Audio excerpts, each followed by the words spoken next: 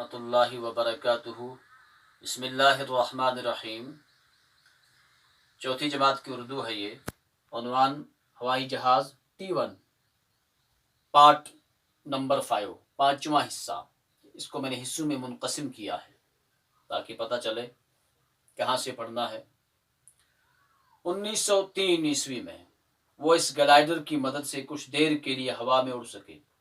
Right brothers جو تھے انہوں نے جو جہاز بنایا تھا، جو گلائڈر بنایا تھا، گلائڈر بنانے میں وہ کامیاب ہو چکے تھے۔ 1903 میں وہ اس گلائڈر کی مدد سے کچھ دیر کے لیے ہوا میں اڑ سکے۔ یہ انسان کی پہلی کامیاب اڑان تھی۔ انسان کی پہلی کامیاب اڑان یہی تھی۔ ہوا میں اڑنے والی یہ مشین کسی وجہ سے خراب ہوئی۔ یہ مشین جو گلائڈر انہوں نے بنایا تھا، تو کسی وجہ سے یہ کیا ہو گیا، اس کے اندر خرابی پیدا ہو گئی۔ یہ گلائڈر یہاں پر دکھایا ہوا ہے، یہ اس کو دیکھیں آپ غور سے، یہ نیچے۔ رائٹ برادرز نے اسے ٹھیک کرنے کے لیے انتھک کوشش کی، بہت محنت اور کوشش کی۔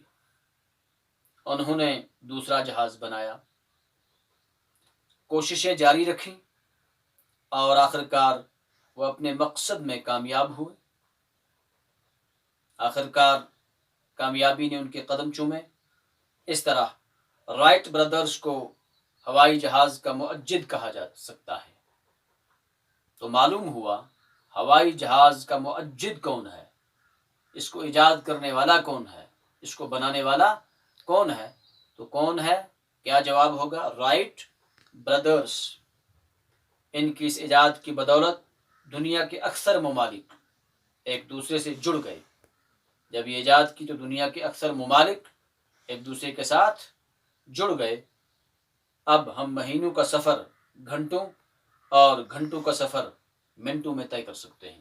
ہوائی جہاز کے ذریعے مہینوں کا سفر گھنٹوں میں اور گھنٹوں کا سفر منٹوں میں طے کر سکتے ہیں۔ ہوائی جہاز سائنس کی دنیا میں ایک تاریخی ایجاد ہے۔ سائنس کی دنیا میں ہوائی جہاز ایک تاریخی اہمیت رکھتا ہے، ایک تاریخی ایجاد ہے۔ تو عزیز بچوں، آپ کا یہ سبق ہوائی جہاز آج میں نے پڑھا دیا، یہ ختم ہو چکا ہے۔ یہ کچھ الفاظ میں نے لکھے ہوئے ہیں، ان کو اپنی کاپی پہ نوٹ کریں۔ انشاءاللہ میں آپ کے لیے اسائنمنٹس تیار کرنے جا رہا ہوں۔